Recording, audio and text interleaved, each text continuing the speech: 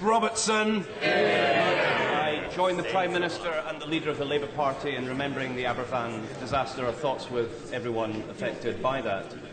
Mr. Speaker, thousands of innocent civilians have now been killed by Saudi airstrikes in Yemen.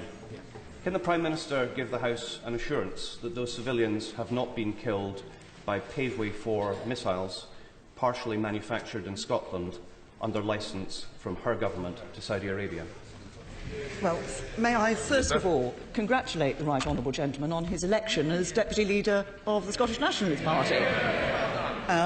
Can I say to him in response to his question, as he knows, we have one of the toughest regimes in the world in relation to arms exports.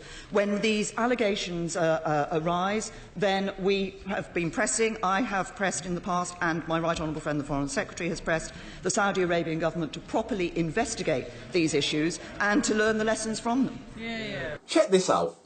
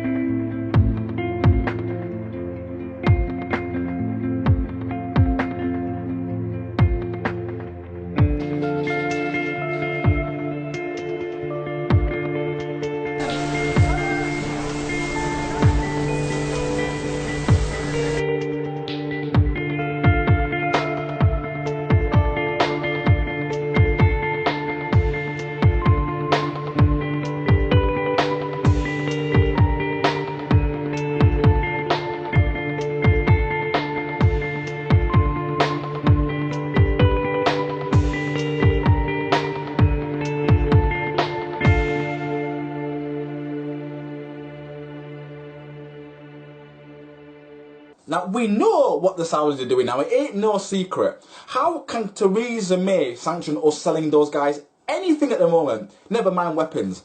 I wouldn't want to sell those guys a batch of Doritos just in case they end up choking people on it. We know what the Saudi government are up to. We know what they're up to. This country should be sanctioned, never mind heading UN human rights panels. How come you head the UN human rights panels when you're chopping off people's heads? What kind of paradox is that? Theresa May has actually said that, and I'll quote her here, selling weapons to Saudi Arabia helps keep people on the streets of Britain safe. So these are the same Saudis that cut people's heads off and fund terrorists. Those guys. Doesn't make any sense at all. We know what they're doing over there. They're killing a lot of people, yet because it makes a little bit of money, and we're kind of judge, jury and executioner, we can sell them the weapons and, well, I'm not looking. Not good enough. Not good enough at all. Ms. Robertson. I thank the Prime Minister for her kind wishes, but back to the subject of my question. It's beyond doubt that the Saudi Air Force is bombing Yemen, flying planes that are made in Britain, by pilots that are trained by Britain, and they're dropping missiles that are made in Britain. I asked her a direct question and she couldn't answer it, so I can try for a second time.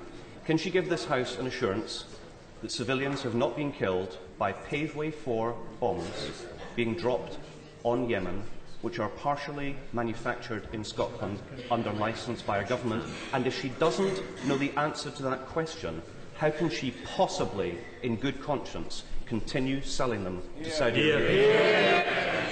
Prime Minister. In response to the Right Honourable Gentleman, the point I made was a very simple one, which is that we press for proper investigations into what has happened on those incidents before we reach a decision or a conclusion on what has happened in relation to those incidents. We do have a very strong relationship with Saudi Arabia. That is important for this country. It's important in terms of dealing with counter-terrorism and a number of other issues. But what matters when incidents happen about which there is concern is that they are properly investigated. I'm sorry, but you cannot depend on an investigation led by the Saudi Arabians that they're going to come out here and say, oh yeah, we've been bombing loads of people, we've been using chemical weapons and cluster bombs, and yeah, we're bombing people with loads of British bombs and the Americans help. They're not going to come out and say that. Are you seriously trying to insult people's intelligence here? You know what they're like, that you just make way too much money to even consider stopping it. Way too much money to consider stopping it. Look at the Tories' history with the Saudi Arabians and their record. When you deal with a country here that chop people's heads off for being gay, or apostasy, or witchcraft, or drug dealing, these are the kind of people we're dealing with. It's not a new thing for the Tories to be in bed with the Saudi Arabian regime. This is a hardcore theocracy we're dealing with here. They just happen to have quite a lot of change on them. Check out David Cameron's rhetoric, her predecessor, regarding the Saudi Arabians. Nothing will change because with just one thing the Tories love, it's a little bit of money. And what do you get off the Saudis? Quite a lot of it. Now, you've been asked to intercede with the Saudis over the 17-year-old boy who was arrested when he was 14 and who faces execution and crucifixion. Have you? Well, we have raised this as a government, yes. Have you personally? No, the Foreign Secretary has raised this, our embassy has raised this, we raised this in the proper way.